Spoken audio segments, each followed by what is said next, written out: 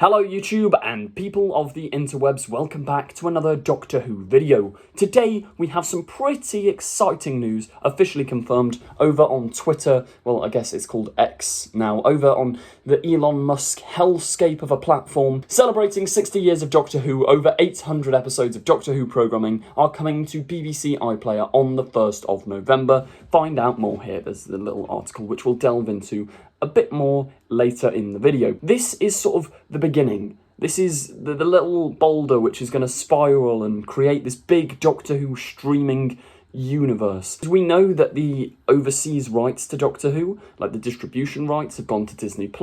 So yeah, if you're outside of the UK for future Doctor Who stuff, you're going to have to tune into Disney+.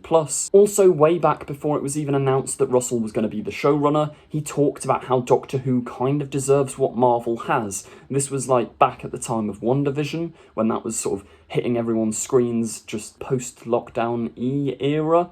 Yeah, Russell T Davies was saying, why don't we have the 10th Doctor and the 11th Doctor going off on adventures? Why don't we have the Nyssa spin-off series? And all of these wonderful ideas, which are kind of insane. But if anyone could make them work, Russell could. And I reckon this is the beginning of that era. This is the beginning of the Doctor Who streaming era. But yeah, as I say, really interesting article, which we will break down now. Over 800 episodes of Doctor Who programming will be coming to BBC iPlayer.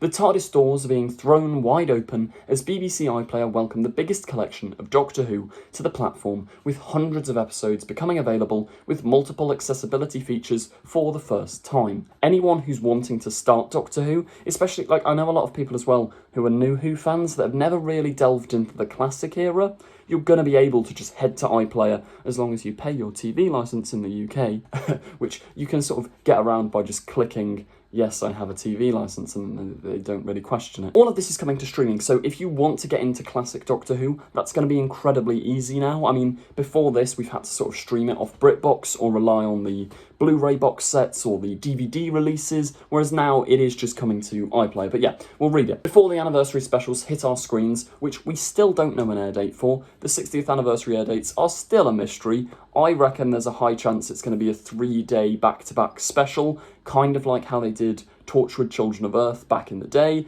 I reckon if you look at the dates, it'll line up with the 23rd is the Star Beast on a Thursday, the 24th is Wild Blue Yonder on a Friday, and then Saturday night you get the big culmination of it all in The Giggle on the 25th of November. I think that those are my estimates at an air date, because if they're doing it weekly, unless they start weekly on the 23rd, which would be a bit bizarre because it's a Thursday. Yeah, we're going to find out soon. Yeah, that'll be another video. But yeah, we'll carry on with the article. Viewers will have the opportunity to travel back in time with any of the Doctors through the show's 60-year history with the classic series, as well as explore the vast world of Doctor Who with spin-offs like the Sarah Jane Adventures, Torchwood and Class.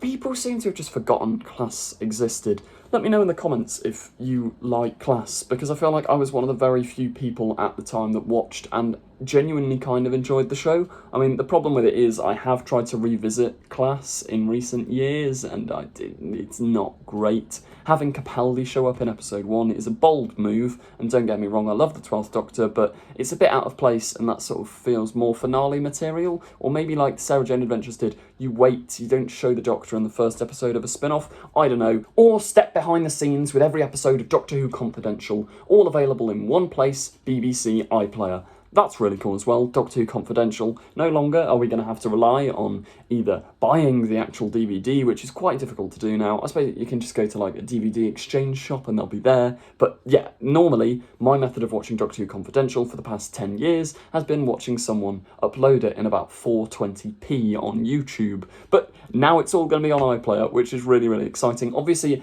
this is also coming off the back of the news that we're getting Doctor Who Unleashed, which is effectively just Doctor Who Confidential regenerated, so the big behind-the-scenes show, which there's going to be an episode of after each episode of the main show. So it says that this is arriving all November 1st, which is obviously in the UK, this is setting up for big, like, oh, November is the anniversary month of Doctor Who's 60th anniversary, everybody get into it. What's interesting me at the moment is everything outside of the UK, because this is all well and good, BBC iPlayer in the UK getting all of this old content and probably new content in the future, but outside of the UK, we don't really know that much about the Disney Plus deal yet.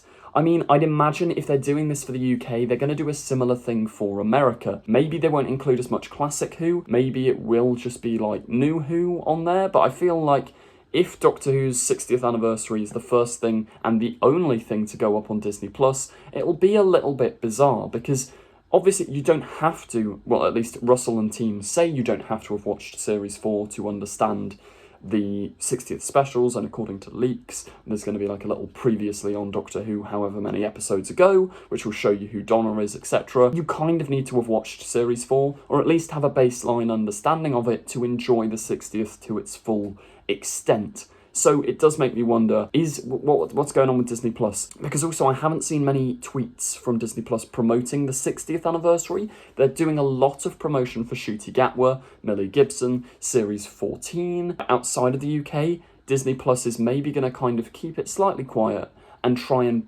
like massively bring Doctor Who into the public eye in like America and all the other countries when it hits Christmas. Because I think they're going to do this big push of Ncuti Gatwa is the first like jumping on point. If you tried to jump on for the 60th without any prior Doctor Who knowledge, you would probably be a little bit lost. But if people jump in around the new Doctor's start, new companion, you'll be able to pick up the show, and then maybe they'll put all the other stuff on streaming later. But all these shows coming to streaming isn't the only thing happening. As the perfect companion to the back catalogue, the BBC will simultaneously launch an extensive online archive of the show's history at bbc.co.uk/Doctor Who, with everything from interviews with casts to written documents to long unheard audio and behind-the-scenes photos. Together, they tell the story of the groundbreaking series through 60 archive gems for the 60th anniversary. The archive invites fans to delve even deeper into the show with curated journeys such as the Genesis of Doctor Who, where audio from former head of drama Sidney Newman alongside documents with his original handwritten notes guide you through the origins of Doctor Who. I think, yeah, once again, this is really exciting stuff. There's so much content and there's going to be such like an easy pathway into fandom, if that makes sense, because the Doctor Who fandom can be quite like, there's so many people that know so much about this old show. If you're starting for the first time, how do you get into it? But I think, yeah, the BBC website, which I know was a big part of Russell's original era, like they used to have all those online mini games, which I loved as a kid. So it's that sort of thing. And also it's fascinating to see like the dawn of Doctor Who. I don't know if these Sidney Newman handwritten notes and stuff have ever been seen before, but yeah, it's really exciting. There's also murmurings from like ages ago about a possible like colorization of some classic Who, especially like the Unearthly Child, like the first episode, colorizing that. I don't know whether that's happening, that's not confirmed in this article, but let me know in the comments if you think that would be cool. I know there's an argument about like watching Doctor Who in black and white is the way it's originally meant to be, but I think it would be cool to see it in colour. If you have both options, why not? I mean, on the new DVDs, they always have like the special features new option to change the CGI to slightly less crap CGI. We have a quote from Russell T Davies where he says, "I'd like to thank the BBC for all the hard work to get this massive back catalogue under one roof at long last. I'm so excited for new viewers. Imagine being 8 years old, spending winter afternoons exploring the 60s, 70s, 80s and beyond. And we're determined this won't be a dusty museum. We have exciting plans to bring back the catalogue to life, with much more to be revealed." That, I think, is kind of implying what I said a minute ago. Maybe they're going to colorise some of it or do new special effects. Whatever they've got going there, I think it's really, really exciting. I mean, there's loads more in this article, and there's a little bit of talking from Dan McLaughlin, the director of BBC iPlayer, but if you want to read the article, I'll link it in the description. You can go over there and read the full thing. But yeah, that's the news. It's really, really exciting stuff. I also reckon when Russell's sort of implying there's going to be more stuff, we are going to get spin-offs, like new spin-offs, new spin-offs of like maybe the Mel Bush adventures or something like that, which ties into classic Who. Because obviously in his first era, he had his little empire. He had Torchwood going. he had Sarah Jane Adventures, so I'll be interested to see where all of this goes. But yeah, I think it's safe to say we will be getting spin-offs. There's been talk of a Unit spin-off for so long,